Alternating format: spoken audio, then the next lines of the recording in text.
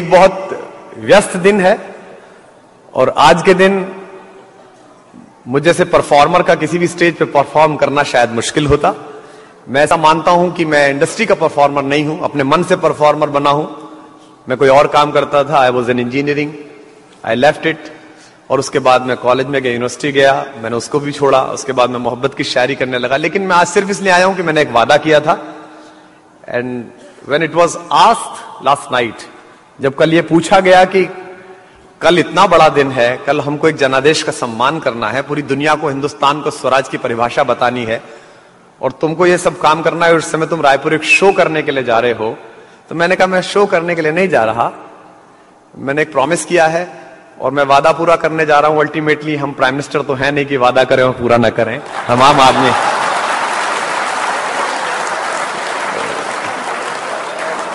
तो मैं आप सबको बहुत आभार व्यक्त करता हूं कि आपने मुझे इस वादे को पूरा करने का अवसर दिया।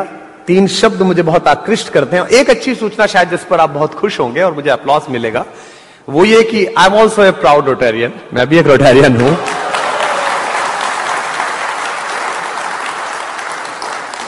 पिछले 2-3 सालों से मुझे वक्त कम मिलता है, अदरवाइज पहले मैं अपनी यूनिट में सेक्रेटरी भी रहा हूं और काफी सारे काम मैंने वहां किए हैं। जो सबसे पहला शब्द है कनेक्ट, उसके बाद आता है celebrate. We are celebrating, but मुझे लगता है कि 67 साल में कहीं कनेक्ट मिस है। जो आप अपना खाइए, मैं अपना खाता हूं, आप अपनी चिंता करिए, मैं अपनी चिंता करता हूं, इससे पहले होता है कि मैं आपको खा जाता हूं, आप मेरी जिंदगी जीने का साधन बनते हैं। उसे विकृति कहते हैं। आप अपना खाइए, मैं अपना खाता हूं, इसे प्रकृति कहते हैं। और आप खा सकें इसकी चिंता करके मैं खाता हूं, इसे संस्कृति कहते हैं। This is called culture. तो मुझे लगता है कि हम इस आजादी में और यहां तक आते आते शायद पहला शब्द भूल गए हैं। मैंने पिछले 3 महीने में पहली बार हिंदुस्तान की राजधानी को पास से देखा है। इससे पहले मैंने दिल्ली नहीं देखी थी।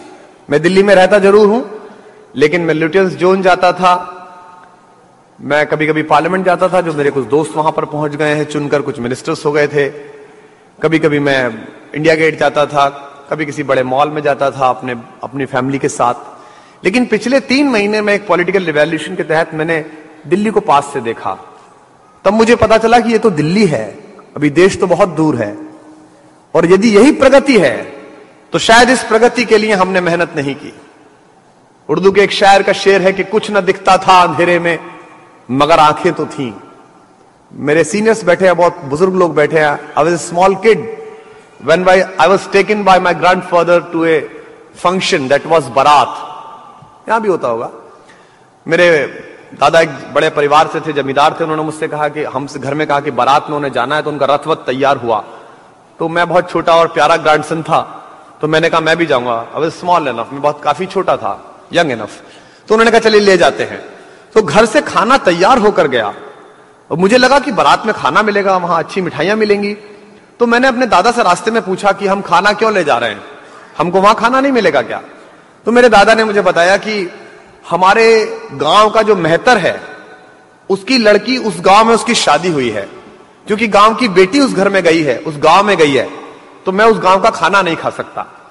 यानी कि गांव की बेटी, पड़ोस की लड़की, अपनी बेटी, अपनी लड़की, अपनी बहन। और हमने पिछले साल 16 दिसंबर को यह भी देखा कि एक बेटी ऐसी भी थी जो किसी की बेटी नहीं थी उस रात, जो सिर्फ औरत थी, और उसमें 6 लोग सम्मिलित थे। अगर यही दिल्ली है, अगर यही सभ्यता है, अगर यही प्रोग्रेस है, तो मुझे उर्दू के एक शायर शकील का एक शेर याद आता है कि कुछ न दिखता था अंधेरे में मगर आंखें तो थीं, ये कैसी रोशनी आई कि सारे लोग अंधे हो गए। तो मैं उम्मीद करूंगा कि सभी इनरिच लोग बैठे हैं जिन्होंने अपने अपने फील्ड में कुछ अचीव किया है, क्योंकि छत्तीसगढ़ बेस्ट मॉडल है इस गैप का। ये जो कनेक्ट बीच में टूटा है, इस गैप का। छत्तीसगढ़ का newly built airport frequent flights देखता है पर्सनल एयरक्राफ्ट्स की, बहुत पर्सनल जहाज आते हैं। मैं भी यहां से कई बार 5 सीटर लेकर उड़ा हूं रायगढ़ जाने के लिए, परफॉर्म करने के लिए, कहीं और उड़ने के लिए, आप सब जानते हैं। लेकिन छत्तीसगढ़ अकेला प्रदेश है जहां आज भी लकड़ी के पहियों वाली बैलगाड़ियां चलती हैं, जहां आज भी हक के लिए आदिवासी लड़ रहे हैं, हक के लिए किसान लड़ रहा है, मजदूर लड़ रहा है। तो अगर हमने आने वाले कल में इस गैप को पूरा करने की कोशिश नहीं की तो वो दिन दूर नहीं जब हम अपनी आजादी से महरूम हो सकते हैं। मुझे उम्मीद है कि इस परिसर में बैठे हुए लोग, इस हॉल में बैठे हुए लोग गंभीरता से इस विषय पर सोचेंगे और आप सब मुझसे बड़ी इंसाइट रखते हैं, मुझसे ज्यादा सोच पाते हैं। मुझे लगता है कि आपके बताए किसी रास्ते पर मुझ जैसे हजारों करोड़ों लोग आगे चल पाएंगे। रोटरी एक दिशा दिखाएगा, एक जगह निकालेगा, एक रास्ता निकालेगा, ऐसी मैं उम्मीद करता हूं आप सबसे। महफिल में मेरे होने का मतलब है कि मैं कुछ कविताएं जरूर सुनाऊं, ऐसा माना जाता है, लेकिन चूंकि आप लोगों ने इतनी गंभीरता से सुना है तो कुछ बात मैं आपसे और करना चाहता हूं। मैं आज से 11 साल पहले पहली बार विदेश गया हिंदी की कविता सुनाने के लिए।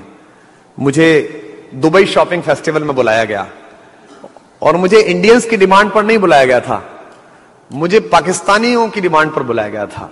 जो पाकिस्तानी वहां अच्छे बिजनेस में थे, उन्होंने कहा कि इंडिया का एक शायर है, यूट्यूब पर सुना है, बड़ी फनी वे में स्टाइल में शायरी सुनाता, उसको बुलाइए। तो जो खलीज टाइम वहां का अखबार है, उसके ओनर ने कहा कि इस बार दुबई शॉपिंग फेस्टिवल में एक शायर का शो रखते हैं। ये एक एक्सपेरिमेंट था। उसके बाद से दुनिया के मैं बहुत मुल्कों में कविता सुनाने गया। जहां हिंदी की कलाएं नहीं पहुंची, जापान वहां तक भी गया। आप सब भी जाते रहते हैं, रोटरी के टूर भी जाते हैं। हमको कितना अच्छा लगता है जब हम लंदन से एम्स्टर्डम की ट्यूबलर में बैठते हैं या न्यूयॉर्क की ट्राम में बैठते हैं और पड़ोस में बैठा हुआ आदमी मेरी जवाहर कट देखकर, मेरा कुर्ता देखकर, मेरा स्टॉल देखकर मुझसे पूछता है, from which country you are? मैं कहता हूं आई एम फ्रॉम इंडिया। वो कहता है, Indians very good engineers, very good doctors, very good chartered accountants, very good businessman. ये ग्रेस हमने कमाया है, ये काम हमारे बेटे बेटियों ने पूरी दुनिया में कमाया है। मैं एक छोटा सपना देखता हूं, जो मेरे सपने से सहमत हो मुझे बताएंगे अपने समर्थन से। मैं सपना देखता हूं कि आज से 4 साल बाद जब मैं अमेरिका जाऊं और मेरी बगल की सीट पर बैठा हुआ अमेरिकन मुझसे पूछे, from which country you are? मैं कहूं आई एम फ्रॉम इंडिया। वो कहे, Indians very clean politicians, very honest leaders, very good governance.